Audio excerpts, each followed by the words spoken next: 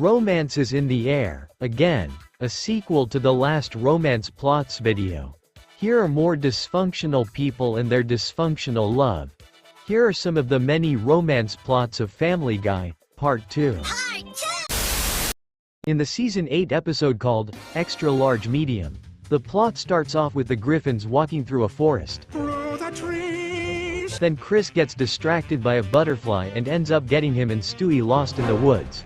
As the night settles in, Chris and Stewie make a campfire and discuss what they would do if they make it out of the woods alive. You know, Chris, if by some miracle we do manage to get out of here alive, I'm gonna finally run for public office again. I think people have forgotten my last embarrassment. We get back home alive, I'm gonna finally open up to Ellen from my math class and tell her how much I like her.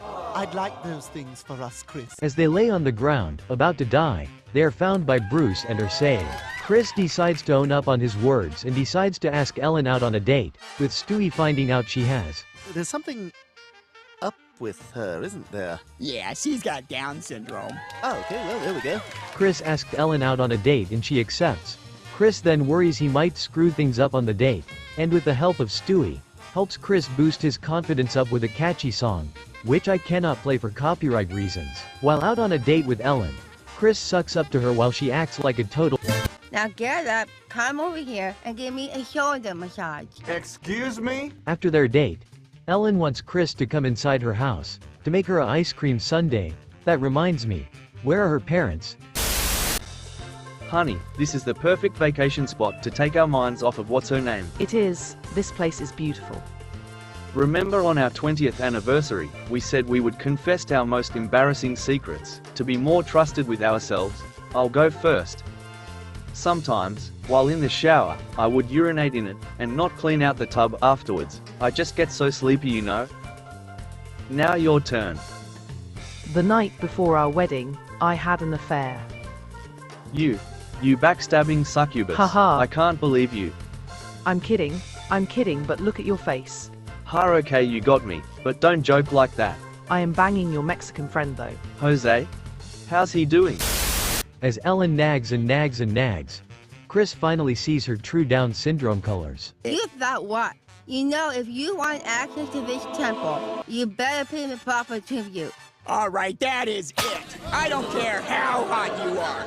I don't much like being treated this way. You know, I used to hear that people with Down syndrome were different than the rest of us, but you're not. You're not different at all. You're just a bunch of like everyone else. Ellen gets mad and tells Chris to leave, with Chris feeling bad about never going to access her temple. She would have crushed your scrot into a diamond with her robot strength hand. Come on, let's get out of here. And the plot ends. A simple plot, a simple story that teaches us no matter how funny you look, making someone your slave is never good. Sex slave on the other hand. They say that a dog is man's best friend, but in this next episode, it's definitely a girl's best friend. In the Season 5 episode, Barely Legal, the character Meg starts crying because no one would take her to the school dance, and Brian comforts and supports her. I'm so fat and gross! Oh. I should just kill myself! Oh, that's... Come on. With Brian feeling sorry for her, he decides to take her to the dance. Oh, Brian, thank you! Oh! I have to buy a new dress. All the ones I have make me look fat. Oh. While at the dance, Brian starts drinking lots of alcohol to help him numb the cringe. Are you drinking so much because you don't want to be here? No, Meg. That's... Then Meg's school bully, Connie D'Amico, starts making fun of her, only for Brian to roast her. You know, Connie, I think I have a theory about why you're such a bitch. You see, Connie, you're popular because you developed early and started giving handjobs when you were 12, but now you can't stand to look at yourself in the mirror because all you see is a whore. So you pick on Meg to avoid the inevitable realization that once your body's used up by age 19, you're gonna be a worn-out, chalky-skinned burlap sack that even your stepdad won't want. How's that? Am I in the ballpark? Emotional damage! Meg expresses gratitude for Brian standing up for her, and then they kiss. This leads to Meg thinking that they're boyfriend and girlfriend, with Brian rejecting her, not wanting Lois to find out. He tell her that the kiss was a mistake and that they're just friends, only for her to reject her sanity. She then becomes more obsessed with him by making him a pie. What's in there?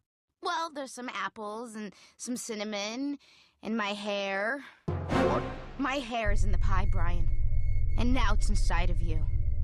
Part of me is inside of you, Brian. Do you feel me, Brian?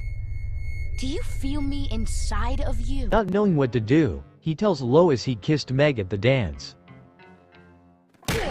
Okay, I had that coming. Brian tries to fix the situation by confronting Meg on her obsessive behavior, and she still won't take no for an answer, so she knocks him out and kidnaps him. Psycho bitch. With Lois finally believing Brian on Meg being crazy, while Meg is planning on having fun with Brian, but before she could, she is stopped by Peter and the guys, with Lois telling her she doesn't know what she needs. I know what she needs.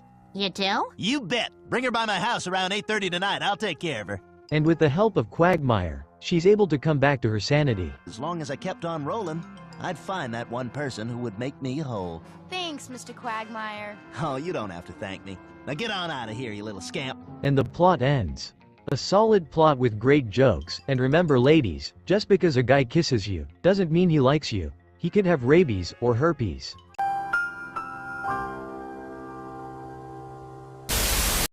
Speaking of Quagmire, did you know he's a cat person, and he hates dogs, especially Brian Griffin, who is also a dog. The more you know. Our next story is about love, rivalry, and dogs, lots and lots of dogs. In the season 20 episode, Must Love Dogs. The plot starts off on Halloween night, where Quagmire is giving out candy to kids. He meets a woman named Carrie, who brought her niece out for trick-or-treating, and just like that, they hit it off. That was easy. They go out to a coffee shop for a date. And a dog comes by, and Quagmire lies about liking dogs and owning one. I don't think I could be with someone who doesn't love dogs as much as I do. Yeah, it's great we like the same things as soon as you say what you like. In a desperate attempt to keep banging Carrie, he tries going towards a pet store to look for the right dog for him, only to not succeed. He uses Brian instead. All right, let's cut to the chase. Okay, look, I'm seeing this woman. I told her I have a dog, so would you pretend to be my dog? Glenn Quagmire, there are not enough tennis balls in the world for me I have 6. I'll do it. That was easy. Quagmire and Carrie meet again at a dog park for their next date, where Quagmire continues to put up a charade and Brian knows it. I thought you wanted to help. Help? I'm not doing this because I want to help. I'm only doing this so I can have a front row seat when you crash and burn. Quagmire then invites Carrie to the Griffin's house, and Brian continues to mess with him by having them engaged. Will you marry me? What's this now? Oh my god, Glenn. Yeah. As a result, Carrie moves into Quagmire's house, where she has a surprise for Quagmire. She has not 1, not 10, but too many over the legal limit of dogs to own. Quagmire continues once again with the charade, growing more and more frustrated and exhausted. At the night of Quagmire's engagement party, he does a speech, and starts saying the word, walk, which makes the dogs excited, causing them to break down the door. Quagmire finally confesses to Carrie about hating dogs. There's something you need to know. I hate dogs. So, you don't like dogs, that's fine. But you didn't have to lie and put me through all of this. I don't think I could be with someone who doesn't love dogs as much as I do. Goodbye, Glenn. And the plot ends. The rivalry between Quagmire and Brian Griffin is fascinating, isn't it? Unfortunately, or lucky for Quagmire, he is single once again. Away from a dog-obsessed narcissist. The last episode of today is a little bit of a recent one. It's a simple tale of a hog and a cock. In the season 23 episode titled, The Chicken or the Meg. The episode starts off with news about a reality dating show about people dressing up as animals in hopes of finding love, and Meg wants to be on the show. Hosted by the legendary Corey, from Corey's World. It's me, Corey, from Corey's World. After being virally ambushed while screaming at my stepmom in a Walmart, I've taken a demotion from YouTube to network television. What a legend. On the show, Meg meets a guy in a chicken costume, and they like each other, with the chicken expressing feelings of love for Meg. And I think I might be falling in love with you. After being eliminated from the show, they take off their masks, and it's revealed the chicken is the giant chicken's son. Say what? My name is Nugget. You're not related to the giant chicken, are you? He's my dad. They fall in love and start dating. Peter finds out and gets mad. With Peter rejecting the relationship, Meg decides to move out of the house, telling Peter that she will move in with Nugget if he doesn't accept her. After moving out, Peter realizes he misses Meg, and wants to bring her back home. Nugget and his family treat me better than you guys ever did. But Meg refuses. While at a bowling alley, the giant chicken notices Peter is there, and starts making fun of him, with Meg feeling bad for Peter. At the giant chicken's house, Meg confronts the chicken about talking shit about Peter. I left because I love your son, not because I hate my dad. Meg, either you hate your dad, or you leave this house. An old tomato. You're just like him. What did you say? You're just like him. They get angry, and they start to fight. Fight! Wait, I can't hit you. You're a girl. Huh. She rips off his head. Fatality. And the plot ends. Talk about scratching the bottom of the chicken bucket with that drama. That episode was meh. That ending would have been better if the wife started a fight with Meg instead. Maybe, maybe not. But if there's one thing that's certain about Meg and her experience with dating, is that she sure is desperate for cock. Yes, we give the audience what it wants. Smash that like button and subscribe.